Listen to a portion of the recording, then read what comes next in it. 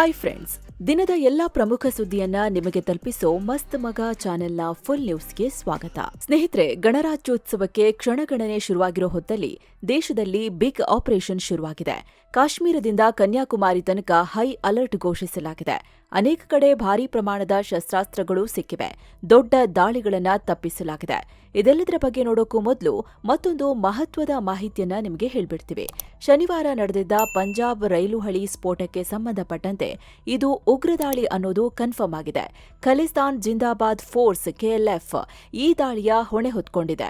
ಈ ಸಂಘಟನೆಯ ಉಗ್ರ ರಂಜಿತ್ ಸಿಂಗ್ ಜಮ್ಮು ಈ ಬಗ್ಗೆ ಸ್ಟೇಟ್ಮೆಂಟ್ ರಿಲೀಸ್ ಮಾಡಿದ್ದಾನೆ. ಖಲಿಸ್ತಾನ ಘೋಷಣೆಯಾಗಿ 40 ವರ್ಷ ಆಯಿತು. ಖಲಿಸ್ತಾನ ಹೋರಾಟ ಇನ್ನೂ ಜೀವಂತವಾಗಿದೆ. ಅದು ಕಂಟಿನ್ಯೂ ಆಗುತ್ತೆ. ಇದನ್ನ ನೆನಪಿಸೋಕೆ ಭಾರತ ಸರ್ಕಾರದ ವಿರುದ್ಧ ಈ ದಾಳಿ ಮಾಡಿದ್ದೀವಿ ಅಂತ ಹೇಳ್ಕೊಂಡಿದ್ದಾನೆ. ಅಲ್ಲದೆ ತಾನು ಇನ್ನೂ ದಾಳಿಗಳನ್ನ ಮಾಡ್ತೀವಿ ಅಂತ ಧಮಕಿ ಹಾಕಿದ್ದಾನೆ. ಇದರ ಬೆನ್ನಲ್ಲೇ ಸರ್ಕಾರ ಎಚ್ಚೆತ್ತುಕೊಂಡಿದೆ. ರೈಲ್ವೆ ಇಲಾಖೆ ದೇಶದಾದ್ಯಂತ ಹೈ ಅಲರ್ಟ್ ಘೋಷಣೆ ಮಾಡಿದೆ. ರೈಲ್ವೆ ಪ್ರೊಟೆಕ್ಷನ್ ಫೋರ್ಸ್ಗಳನ್ನ ಹೆಚ್ಚು ನಿಯೋಜನೆ ಮಾಡಲಾಗಿದೆ. ಗುಪ್ತಚರ ಮಾಹಿತಿ ಪ್ರಕಾರ ಸಾಕಷ್ಟು ಭಾಗಗಳಲ್ಲಿ ಈ ರೀತಿ ದಾಳಿ ಮಾಡೋ ಸಾಧ್ಯತೆ ದೇಶದ ಎಲ್ಲಾ ಕಡೆ ಇದೆ. ಉಗ್ರ ಕ್ರಿಮಿಗಳು ಈ ಕೆಲಸ ಮಾಡಬಹುದು. ಹೀಗಾಗಿ ಆರ್ಪಿಎಫ್ ಟೀಮ್ಗಳನ್ನ ನಿಯೋಜನೆ ಮಾಡಲಾಗಿದೆ. ಸೂಕ್ಷ್ಮ ಪ್ರದೇಶಗಳಲ್ಲಿ ಪ್ಯಾಸೆಂಜರ್ ರೈಲು ಹೋಗೋಕೆ ಮುಂಚೆ ಹಳಿ ಸರಿ ಇದೆಯಾ ಅಂತ ಚೆಕ್ ಮಾಡೋಕೆ ಒಂದು ಕಾಲೆ ಇಂಜಿನ್ ಅಥವಾ ಗೂಡ್ಸ್ ರೈಲನ್ನ ಓಡಿಸೋಕೆ ಪ್ಲಾನ್ ಮಾಡಲಾಗಿದೆ. ಅಲ್ಲದೆ ರೈಲು ಹಳಿಗಳ ಬಗ್ಗೆ ತೀವ್ರ ನಿಗಾ ಇಡೋಕೆ ತಪಾಸಣೆ ಮಾಡೋಕೆ ಸೂಚಿಸಲಾಗಿದೆ. ಇತ್ತ ಪಂಜಾಬ್ ಸ್ಫೋಟದ ಕೇಸ್ಗೆ ರಾಷ್ಟ್ರೀಯ ತನಿಖಾ ದಳ ಎನ್ಐಎ ಎಂಟ್ರಿಯಾಗಿದೆ. ಪಂಜಾಬ್ ಪೊಲೀಸರು ಮತ್ತು ಕೇಂದ್ರದ ತನಿಖಾ ತಂಡಗಳು ಪರಿಶೀಲನೆ ನಡೆಸುತ್ತಿದ್ದಾವೆ. ಇನ್ನು ಈ ಸ್ಫೋಟದಲ್ಲಿ ಗೂಡ್ಸ್ ರೈಲಿನ ಅಧಿಕಾರಿ ಅನಿಲ್ ಶರ್ಮಾ ಗಾಯಗೊಂಡಿದ್ರು.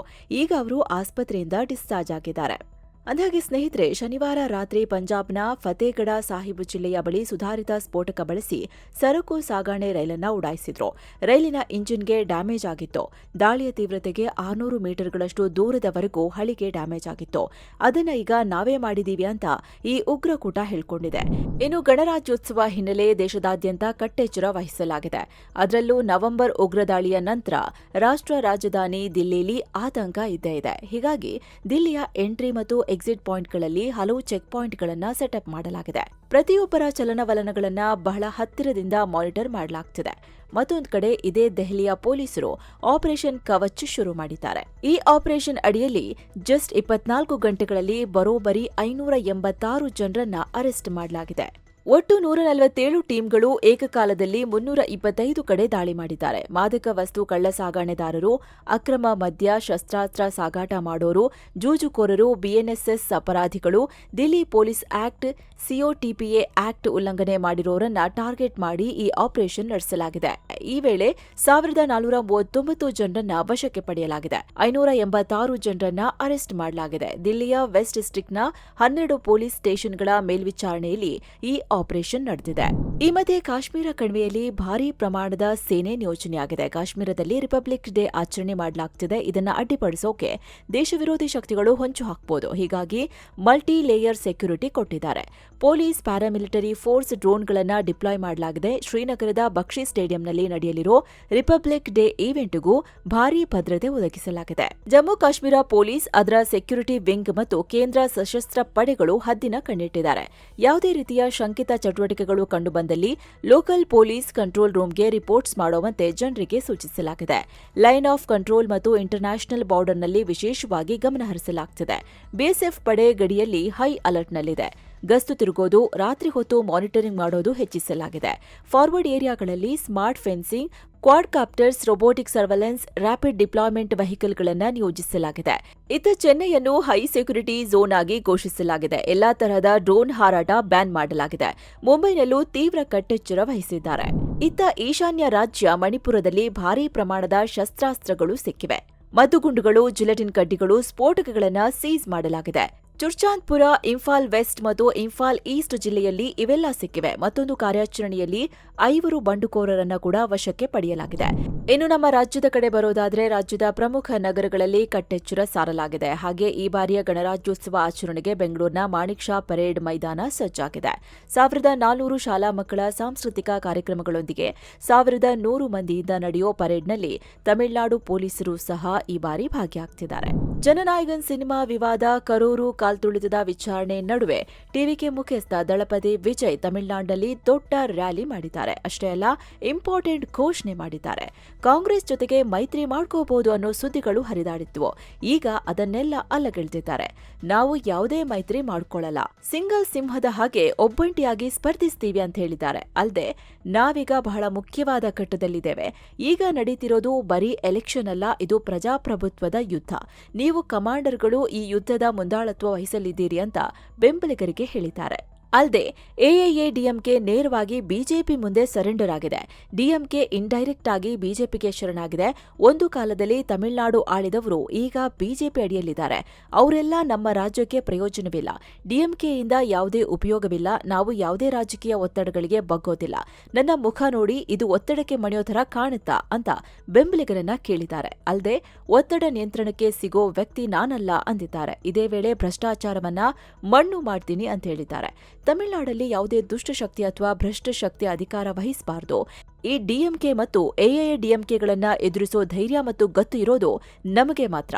ಟಿವಿಗೆ ಒಬ್ಬಂಟಿಯಾಗೆ ಕಾಂಟೆಸ್ಟ್ ಮಾಡಿ ಗೆಲ್ಲುತ್ತೆ. ನಾವು ದುಷ್ಟಶಕ್ತಿಗಳನ್ನ ತಮಿಳುನಾಡಿನಿಂದ ಬೇರು ಸಮೇತ ಕಿತ್ತು ಹಾಕ್ತೀವಿ ಅಂತ ಹೇಳಿದ್ದಾರೆ. ಹಾಗೆ ತಮ್ಮ ಪಕ್ಷದ ಸಿಂಬಲ್ ಅನ್ನ ಅಂದ್ರೆ ವಿಸಿಲ್ ಅನ್ನ ಅನಾವರಣಗೊಳಿಸಿದ್ದಾರೆ. ವೇದಿಕೆ ಮೇಲೆ ಶಿಳ್ಳೆ ಹೊಡೆದೆ ಇದನ್ನ ಅನಾವರಣ ಮಾಡಲಾಗಿದೆ.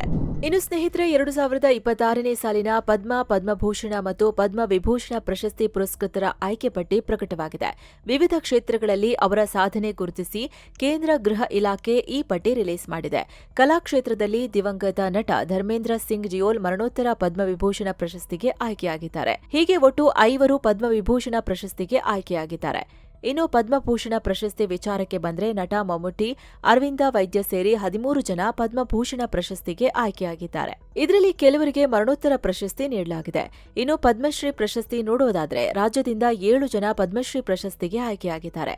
20 ಲಕ್ಷಕ್ಕೂ ಹೆಚ್ಚು ಪುಸ್ತಕಗಳ ಪುಸ್ತಕ ಮನೆ ಗ್ರಂಥಾಲಯ ನಿರ್ಮಿಸಿರೋ ರಾಜ್ಯದ 75 ವರ್ಷದ ಅಂಕೇಗೌಡ, ಪ್ರಸಿದ್ಧ ಸಮಾಜ ಸೇವಕಿ, ಬೆಂಗಳೂರಿನ ಸುಮಂಗಲಿ ಸೇವಾ ಆಶ್ರಮದ ಸಂಸ್ಥಾಪಕಿ ಡಾಕ್ಟರ್ ಎಸ್ಜಿ ಸುಶೀಲಮ್ಮ ಮತ್ತು ಹಿಮೋಫಿಲಿಯಾ ಪೀಡಿತ ಮಕ್ಕಳ ಸೇವಕ ಡಾಕ್ಟರ್ ಸುರೇಶ್ ಹನಗವಾಡಿ, ಕೇಲಿ ಸಂಸ್ಥೆಯ ಮಾಜಿ ಚೇರ್ಮನ್ ಡಾಕ್ಟರ್ ಪ್ರಭಾಕರ್ ಕೋರೆ ಪದ್ಮಶ್ರೀ ಪ್ರಶಸ್ತಿಗೆ ಆಯ್ಕೆಯಾಗಿದ್ದಾರೆ. ಕೆಲವರಿಗೆ ಮರಣೋತ್ತರ ಪ್ರಶಸ್ತಿ ಕೂಡ ಸಿಕ್ಕಿದೆ. ಇನ್ನು ಭಾರತದ space hero group captain Shubhanshu ಶುಕ್ಲಾರಿಗೆ ಅಶೋಕ ಚಕ್ರ ಸಿಕ್ಕಿದೆ. ರಾಷ್ಟ್ರಪತಿ ದ್ರೌಪದಿ ಮುರ್ಮು ಈ ಮಹತ್ವದ ಅವಾರ್ಡ್ಗೆ ಅನುಮೋದನೆ ಕೊಟ್ಟಿದ್ದಾರೆ. ಪ್ರತಿ ವರ್ಷ ಗಣರಾಜ್ಯೋತ್ಸವದ ಹಿಂದಿನ ದಿನ ಈ ಪ್ರಶಸ್ತಿಗಳ ಪಟ್ಟಿಯನ್ನ ಪ್ರಕಟಿಸಲಾಗುತ್ತೆ. ಅಧಿಕೃತ ಪ್ರಧಾನ ಸಮಾರಂಭ ಮಾರ್ಚ್ ಅಥವಾ ಏಪ್ರಿಲ್ ತಿಂಗಳಲ್ಲಿ ರಾಷ್ಟ್ರಪತಿ ಭವನದಲ್ಲಿ ನಡೆಯುತ್ತೆ. ರಾಜ್ಯ ಕಾಂಗ್ರೆಸ್ ಸರ್ಕಾರದ ದ್ವೇಷ ಭಾಷಣ ಮಸೂದೆ ಕಾಯ್ದೆಯಾಗೋಕ್ಕೂ ಮುನ್ನವೇ ವಿವಾದಕ್ಕೆ ಗುರಿಯಾಗಿದೆ. ರಾಜ್ಯಪಾಲರ ಅಂಕಿತ ಬೀಳದ ಈ ಮಸೂದೆಯನ್ನ ಕಾಯ್ದೆ ಮಾಡಿ ಚಿಕ್ಕಮಗಳೂರು ಜಿಲ್ಲೆಯ ತರೀಕೆರೆ ಪೊಲೀಸರು ನೋಟಿಸ್ ಅನ್ನೇ ಜಾರಿ ಮಾಡಿದ್ದಾರೆ. ಬಿಜೆಪಿ ಮುಖಂಡ ವಿಕಾಸ್ ಪುತ್ತೂರು ಅವರಿಗೆ ನೋಟಿಸ್ ನೀಡಲಾಗಿದೆ. ಭಾಷಣ ಮಾಡೋ ಟೈಮಲ್ಲಿ ಅನ್ಯ ಕೋಮಿನವರ ಭಾವನೆಗಳಿಗೆ ಧಕ್ಕೆಯಾಗದಂತೆ ನೋಡಿಕೊಳ್ಬೇಕು. ತಾವು ಮಾಡೋ ಭಾಷಣ ಯಾವುದೇ ಗುಂಪಿನ ವಿರುದ್ಧ ದ್ವೇಷ, ಹಿಂಸೆ, ಪ್ರಚೋದನೆಗೆ ಒಳಪಡಬಾರದು. ಶೋಭಾಯಾತ್ರೆಯ ಅವಧಿಯಲ್ಲಿ ತಾವು ತರೀಕೆರೆ ಪಟ್ಟಣದ ಪ್ರಮುಖ ಬೀದಿಗಳಲ್ಲಿ ಕಾರ್ಯಕ್ರಮ ಹಮ್ಮಿಕೊಂಡಿದ್ದೀರಿ. ಈ ಟೈಮಲ್ಲಿ ಶಾಂತ ರೀತಿಯಲ್ಲಿ ಸಾರ್ವಜನಿಕರಿಗೆ ಮತ್ತು ಸಂಚಾರಕ್ಕೆ ತೊಂದರೆಯಾಗದಂತೆ ಕ್ರಮ ಕೈಗೊಳ್ಳೋದು ಘನ ಕರ್ನಾಟಕ ಸರ್ಕಾರ ಜಾರಿಗೆ ತಂದಿರೋ ದ್ವೇಷ ಭಾಷಣ ಮಸೂದೆ 2025ರ ಅನ್ವಯ ಕಾಯ್ದೆ ಉಲ್ಲಂಘನೆಯಾಗದ ರೀತಿಯಲ್ಲಿ ಕಾರ್ಯಕ್ರಮ ನಡೆಸಿಕೊಂಡು ಹೋಗಬೇಕು. ತಪ್ಪಿದಲ್ಲಿ ಸೂಕ್ತ ಕಾನೂನು ಕ್ರಮ ಕೈಗೊಳ್ಳಲಾಗುತ್ತೆ ಅಂತ ಉಲ್ಲೇಖಿಸಲಾಗಿದೆ. ಈ ವಿಚಾರಕ್ಕೆ ವಿಪಕ್ಷ ಬಿಜೆಪಿ ಕಿಡಿಕಾರಿದೆ. ವಿಪಕ್ಷ ನಾಯಕ ಆರ್ ಅಶೋಕ್ ರಾಜ್ಯದಲ್ಲಿರೋದು ಪ್ರಜಾಪ್ರಭುತ್ವನ ಪೊಲೀಸ್ ರಾಜ್ಯನ ಅಂತ ಪ್ರಶ್ನೆ ಮಾಡಿದ್ದಾರೆ.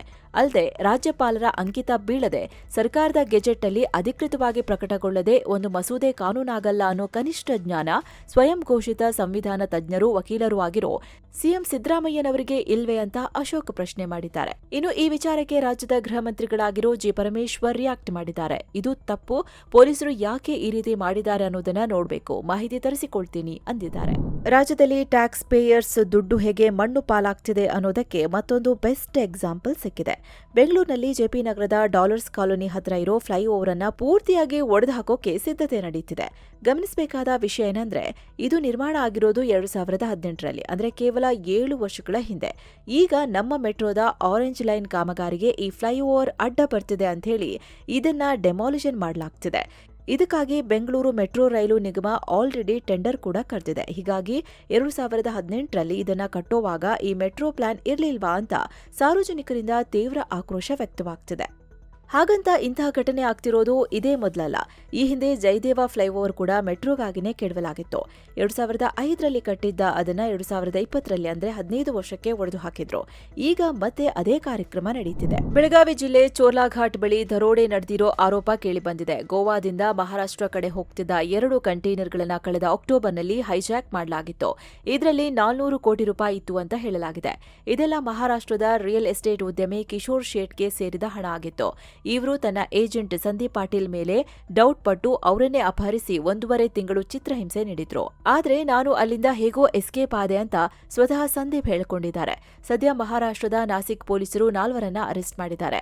ಬೆಳಗಾವಿ ಪೊಲೀಸರು ಮಹಾರಾಷ್ಟ್ರ ಎಸ್ಐಟಿ ಜೊತೆ ಸೇರಿ ಆ ಕಂಟೈನರ್ಗಳನ್ನ ಹುಡುಕ್ತಿದ್ದಾರೆ. ಕದ್ದಿರೋದೆಲ್ಲ ರದ್ದಾಗಿರೋ 2,000 ರೂಪಾಯಿ ಮುಖಬೆಲೆಯ ಹಳೆ ನೋಟುಗಳು ಅಂತ ಹೇಳ್ತಿದ್ದಾರೆ. ಹೀಗಾಗಿ ಈ ನೋಟುಗಳನ್ನ ಯಾಕೆ ಸಾಗಾಟ ಮಾಡಲಾಗ್ತಿತ್ತು ಇದರ ಬಗ್ಗೆ ತನಿಖೆ ನಡೆಯುತ್ತಿದೆ. ಇನ್ನು ಬೆಂಗಳೂರಲ್ಲಿ ಒನ್ ವೇ ರೂಲ್ಸ್ ಬ್ರೇಕ್ ಮಾಡಿದವರ ಡ್ರೈವಿಂಗ್ ಲೈಸೆನ್ಸ್ ಸಸ್ಪೆಂಡ್ ಮಾಡೋಕೆ ಪೊಲೀಸರು ಪ್ಲಾನ್ ಮಾಡಿದ್ದಾರೆ. ಬೆಂಗಳೂರಿನಲ್ಲಿ ಟ್ರಾಫಿಕ್ ಸಮಸ್ಯೆ ಹೆಚ್ಚಾಗೋಕೆ ಒನ್ ವೇನಲ್ಲಿ ವಾಹನ ಓಡಿಸೋದೇ ಮೇನ್ ಕಾರಣ ಅಂತ ಇಲಾಖೆಯ ಆಂತರಿಕ ಸಮೀಕ್ಷೆಯಲ್ಲಿ ಗೊತ್ತಾಗಿತ್ತು. ಹೀಗಾಗಿ ಟ್ರಾಫಿಕ್ ಪೊಲೀಸರು ಆರ್ಟಿಒ ಅಧಿಕಾರಿಗಳ ಜೊತೆಗೂಡಿ ಈ ಕಾರ್ಯಾಚರಣೆ ನಡೆಸಲಿದ್ದಾರೆ. ಒನ್ ವೇ ಸವಾರರನ್ನ ಪತ್ತೆ ಹಚ್ಚಿ ಪೊಲೀಸರು ಅವರ ಡ್ರೈವಿಂಗ್ ಲೈಸೆನ್ಸ್ ಅನ್ನ ಆರ್ಟಿಒ ಅಧಿಕಾರಿಗಳಿಗೆ ಕಳಿಸಲಿದ್ದಾರೆ. ಆರ್ಟಿಒ ಅಂತ ಡಿಎಲ್ಗಳನ್ನ 3 ತಿಂಗಳು ಅಮಾನತು ಮಾಡಲಿದೆ. ಬೆಂಗಳೂರಿನ ಮೆಜೆಸ್ಟಿಕ್ನಿಂದ ದೇವನಹಳ್ಳಿ ಏರ್ಪೋರ್ಟ್ಗೆ ಕನೆಕ್ಟ್ ಮಾಡೋ ಸಬ್ ಅರ್ಬನ್ ರೈಲು ಯೋಜನೆಗೆ ರೈಲ್ವೆ ಬೋರ್ಡ್ ಒಪ್ಪಿಗೆ ನೀಡಿದೆ. ಸುಮಾರು 4,100 ಕೋಟಿ ರೂಪಾಯಿ ವೆಚ್ಚದ ಈ ಪ್ರಾಜೆಕ್ಟ್ಗೆ ಅಸ್ತು ಹೊಂದಿದೆ. ಈ ಹಿಂದೆ ಅಲೈನ್ಮೆಂಟ್ ವಿಚಾರದಲ್ಲಿ ನೈಋತ್ಯ ರೈಲ್ವೆ ಮತ್ತು ಮೂಲಸೌಕರ್ಯ ಅಭಿವೃದ್ಧಿ ಕಂಪನಿ ಕೆ ರೈಡ್ ನಡುವೆ ಕಿರಿಕಾಗಿ ಇಷ್ಟು ದಿನ ಪೆಂಡಿಂಗ್ನಲ್ಲಿತ್ತು. ಈಗ ಆ ಗೊಂದಲಗಳೆಲ್ಲ ಕ್ಲಿಯರ್ ಆಗಿವೆ. ಪರಿಷ್ಕೃತ ಪ್ಲಾನ್ಗೆ 2 ಕಡೆಯಿಂದ ಗ್ರೀನ್ ಸಿಗ್ನಲ್ ಸಿಕ್ಕಿದೆ. 2030ರ ಮಾರ್ಚ್ ವೇಳೆಗೆ ಈ ಕಾಮಗಾರಿ ಪೂರ್ಣಗೊಳ್ಳೋ ಸಾಧ್ಯತೆ ಇದೆ. ಇನ್ನು ನಂದಿನಿ ಬ್ರ್ಯಾಂಡ್ನ ಹಾಲು ಮತ್ತು ಮೊಸರು ಇನ್ಮುಂದೆ ಕೇವಲ 10 ರೂಪಾಯಿಗೆ ಮಾರುಕಟ್ಟೆಯಲ್ಲಿ ಸಿಗಲಿದೆ. ಹಾಲು ಮೊಸರಿನ ಪ್ಯಾಕೆಟ್ಗಳೊಂದಿಗೆ 15 ರೂಪಾಯಿಗೆ ಮಾವಿನ ಲಸ್ಸಿ, ಸ್ಟ್ರಾಬೆರಿ ಲಸ್ಸಿ ಕೂಡ ಗ್ರಾಹಕರಿಗೆ ಸಿಗಲಿದೆ. ಬೆಂಗಳೂರಿನಲ್ಲಿ ನಡೆದ ಸಮಾರಂಭದಲ್ಲಿ ಸಿಎಂ ಸಿದ್ದರಾಮಯ್ಯ ಸಾಂಕೇತಿಕವಾಗಿ ಹಾಲಿನ ಸಣ್ಣ ಪ್ಯಾಕೆಟ್ಗಳನ್ನು ಬಿಡುಗಡೆ ಮಾಡಿದ್ದಾರೆ. ಸಾಮಾನ್ಯ ಜನರು ಕೂಡ ನಂದಿನಿ ಬ್ರ್ಯಾಂಡ್ಗಳನ್ನು ಖರೀದಿಸಲಿ ಅಂತ ಕೆಎಂಎಫ್ ಈ ಹೆಜ್ಜೆ ಇಟ್ಟಿದೆ. ಇನ್ನು ಹೈದರಾಬಾದ್ನಲ್ಲಿ ಭೀಕರ ಅಗ್ನಿ ಅವಘಡ ಸಂಭವಿಸಿದೆ. ಪರಿಣಾಮ 2 ಮಕ್ಕಳು ಸೇರಿ 6 ಜನ ಸಾವನ್ನಪ್ಪಿದ್ದಾರೆ. ಅಲ್ಲಿನ ನಾಂಪಳ್ಳಿ ಏರಿಯಾದ ಫರ್ನಿಚರ್ ಶಾಪ್ನಲ್ಲಿ ಶನಿವಾರ ಈ ಘಟನೆಯಾಗಿದೆ. ಅಗ್ನಿ ಅವಘಡಕ್ಕೆ ಕಾರಣ ತಿಳಿದು ಬಂದಿಲ್ಲ. ತನಿಖೆ ನಡೆಯುತ್ತಿದೆ. ಇನ್ನು ಲೇಖಕ, ಪ್ರಸಿದ್ಧ ಪತ್ರಕರ್ತ ಮಾರ್ಕ್ ಟಲ್ಲಿ ನಿಧನ ಆಗಿದ್ದಾರೆ. 90 ವರ್ಷದ ಟಲ್ಲಿ ಕಳೆದ ಕೆಲ ದಿನಗಳಿಂದ ಅನಾರೋಗ್ಯದಿಂದ ಬಳಲ್ತಾ ಇದ್ರು. ಈಗ ದಿಲ್ಲಿಯ ಖಾಸಗಿ ಆಸ್ಪತ್ರೆಯಲ್ಲಿ ಕೊನೆಯುಸಿರೆಳೆದಿದ್ದಾರೆ. ಅಕ್ಟೋಬರ್ 24, 1935ರಲ್ಲಿ ಜನಿಸಿದ ಮಾರ್ಕ್ ಅವರು ದಿಲ್ಲಿಯ ಬ್ರಿಟಿಷ್ ಬ್ರಾಡ್ಕಾಸ್ಟಿಂಗ್ ಬ್ಯೂರೋದ ಚೀಫ್ ಆಗಿ ಕೆಲಸ ಮಾಡಿದ್ರು. 2005ರಲ್ಲಿ ಭಾರತ ಸರ್ಕಾರ ಪದ್ಮಭೂಷಣ ಪ್ರಶಸ್ತಿ ನೀಡಿತ್ತು. No full stops in India, India in slow motion ಮತ್ತು ದ ಹಾರ್ಟ್ ಆಫ್ ಇಂಡಿಯಾ ಸೇರಿ ಹಲವು ಪುಸ್ತಕಗಳನ್ನ ಕೂಡ ಇವರು ಬರೆದಿದ್ರು. ಇನ್ನೊಂದು ಕಡೆ ಜಮ್ಮು ಮತ್ತು ಕಾಶ್ಮೀರದ ಬಂಡಿಪೋರಾ ಜಿಲ್ಲೆಯ ಗುರೇಜ್ ಮತ್ತು ಟುಲೈಲ್ ಪ್ರದೇಶಗಳಲ್ಲಿ ಭೀಕರ ಹಿಮಪಾತ ಮತ್ತು ಬಿರುಗಾಳಿಗೆ 100ಕ್ಕೂ ಅಧಿಕ ಮನೆಗಳಿಗೆ ಡ್ಯಾಮೇಜ್ ಆಗಿದೆ. ಅಲ್ಲದೆ ದಿಲ್ಲಿ, ಪಂಜಾಬ್, ಹರಿಯಾಣ, ರಾಜಸ್ಥಾನ ಸೇರಿದಂತೆ ಉತ್ತರ ಭಾರತದ ಹಲವೆಡೆ ಉಷ್ಣಾಂಶ ಭಾರೀ ಕುಸಿತ ಕಂಡಿದೆ. ಮುಂದಿನ ಕೆಲ ದಿನಗಳ ಕಾಲ ದಟ್ಟ ಮಂಜು ಕವಿಯಲಿದೆ ಅಂತ ಹವಾಮಾನ ಇಲಾಖೆ ಮುನ್ಸೂಚನೆ ನೀಡಿದೆ. ಬಾಂಗ್ಲಾ ಇಲ್ಲ ಅಂದ್ರೆ ಮುಂಬರೋ ಟಿ20 ವಿಶ್ವಕಪ್ನಿಂದ ನಾವು ಹೊರಗೆ ಹೋಗ್ತೀವಿ ಅಂತ ಪೊಳ್ಳು ಬೆದರಿಕೆ ಹಾಕಿದ್ದ ಪಾಕಿಸ್ತಾನ ಈಗ ಯು-ಟರ್ನ್ ಹೊಡೆದಿದೆ. ಬಾಂಗ್ಲಾ ತಂಡವನ್ನ ಈಗಾಗಲೇ ಟೂರ್ನಿಯಿಂದ ಕೈಬಿಟ್ಟಿದ್ದೀವಿ. ಒಂದು ವೇಳೆ ನೀವು ಟೂರ್ನಿಯಿಂದ ಹಿಂದೆ ಸರಿದ್ರೆ ಗಂಭೀರವಾದ ಸ್ಯಾಂಕ್ಷನ್ ಫೇಸ್ ಮಾಡಬೇಕಾಗುತ್ತೆ ಅಂತ ಐಸಿಸಿ ಎಚ್ಚರಿಕೆ ಕೊಟ್ಟಿತ್ತು. ಅಂದ್ರೆ ಪಾಕ್ ಸೂಪರ್ ಲೀಗ್ನಲ್ಲಿ ವಿದೇಶಿ ಆಟಗಾರರಿಗೆ ಆಡೋಕೆ ಅನುಮತಿ ನೀಡಲ್ಲ, ಮುಂದಿನ ಏಷ್ಯಾ ಕಪ್ನಿಂದ ಹೊರಗಿಡ್ತೀವಿ, ಹೀಗೆ ಅನೇಕ ಕ್ರಮ ತಗೋತೀವಿ ಅಂತ ಐಸಿಸಿ ಹೇಳಿತ್ತು. ಅದರ ಬೆನ್ನಲ್ಲೇ ಪಾಕ್ ಬೋರ್ಡ್ ಟಿ20 ವಿಶ್ವಕಪ್ಗೆ ತನ್ನ ತಂಡದ ಆಟಗಾರರ ಪಟ್ಟಿ ಪ್ರಕಟಿಸಿದೆ. ಈ ಮೂಲಕ ನಾವು ಟೂರ್ನಿಲಿ ಆಡ್ತೀವಿ ಅನ್ನೋದನ್ನ ಕನ್ಫರ್ಮ್ ಮಾಡಿದೆ. ಇನ್ನು ಭಾರತ ಮತ್ತು ನ್ಯೂಜಿಲೆಂಡ್ ಮಧ್ಯೆ ಅಸ್ಸಾಂನ ಗುವಾಹಟಿಲಿ 3ನೇ ಟಿ20 ಪಂದ್ಯ ನಡೆಯುತ್ತಿದೆ. ಈಗಾಗಲೇ 5 ಪಂದ್ಯಗಳ ಈ ಸರಣಿಯಲ್ಲಿ ಮೊದಲೆರಡು ಮ್ಯಾಚ್ಗಳನ್ನ ಟೀಂ ಇಂಡಿಯಾ ಗೆದ್ದಿದೆ. ಹೀಗಾಗಿ ಈ ಪಂದ್ಯದಲ್ಲಿ ಜಯಗಳಿಸುವ ಮೂಲಕ ಸರಣಿ ಗೆಲ್ಲೋ ತವ್ವಕದಲ್ಲಿದೆ. ಫುಲ್ ನ್ಯೂಸ್ ರೆಕಾರ್ಡ್ ಆಗೋ ವೇಳೆ ಮ್ಯಾಚ್ನ ಸ್ಕೋರ್ ಕಾರ್ಡ್ ಈ ತರ ಇತ್ತು. ಇನ್ನು ಹಣಕಾಸು ಮತ್ತು ಬಿಸಿನೆಸ್ ಕ್ಷೇತ್ರಗಳ ಡೆವಲಪ್ಮೆಂಟ್ ನೋಡೋದಾದ್ರೆ ಕಳೆದ ವಾರ ಭಾರತದ ಷೇರುಪೇಟೆಯಲ್ಲಿ ಹೂಡಿಕೆದಾರರು ಭಾರೀ ನಷ್ಟ ಮಾಡಿಕೊಂಡಿದ್ದಾರೆ. ಒಂದೇ ವಾರದಲ್ಲಿ ದೇಶದ 9 ದೊಡ್ಡ ಕಂಪನಿಗಳು 2.5 ಲಕ್ಷ ಕೋಟಿ ರೂಪಾಯಿ ಕಳ್ಕೊಂಡಿದ್ದಾರೆ. ಈ ಪೈಕಿ ರಿಲಯನ್ಸ್ ಕಂಪನಿಯೇ ಹೆಚ್ಚು ನಷ್ಟ ಮಾಡಿಕೊಂಡಿದೆ. ಅದನ್ನ ಬಿಟ್ಟರೆ TCS, HDFC bank, Infosys, Airtel ಮತ್ತು ಎಸ್ಬಿಐ ಷೇರುಗಳಿಗೂ ನಷ್ಟವಾಗಿದೆ. ಜಾಗತಿಕ ಅನಿಶ್ಚಿತತೆ ಮತ್ತು ವಿದೇಶಿ ಹೂಡಿಕೆದಾರರು ಸತತವಾಗಿ ಹಣ ವಾಪಸ್ ತಗೊಳ್ತಿರೋದ್ರಿಂದ ಈ ರೀತಿ ಆಗಿದೆ. ಇನ್ನು ಭಾರತದ ಎಕಾನಮಿ ಬಗ್ಗೆ ಇಂಟ್ರೆಸ್ಟಿಂಗ್ ವರದಿ ಬಂದಿದೆ. ಈ ಶತಮಾನದ ಕೊನೆ ಹೊತ್ತಿಗೆ ಭಾರತ ನಂಬರ್ 1 ಆರ್ಥಿಕತೆಯಾಗಲಿದೆ ಅಂತ ಫ್ರಾನ್ಸ್ ಮೂಲದ ಆರ್ಥಿಕ ಸಹಕಾರ ಮತ್ತು ಅಭಿವೃದ್ಧಿ ಸಂಸ್ಥೆ ಒಇಸಿಡಿ ವರದಿ ನೀಡಿದೆ. ಅದರ ಪ್ರಕಾರ 2060ರ ವೇಳೆಗೆ ಭಾರತ ಅಮೆರಿಕವನ್ನ ಬೀಟ್ ಮಾಡುತ್ತೆ. 2100ರ ಹೊತ್ತಿಗೆ ಇನ್ನೂ ದೊಡ್ಡ ಪ್ರಗತಿಯಾಗುತ್ತೆ.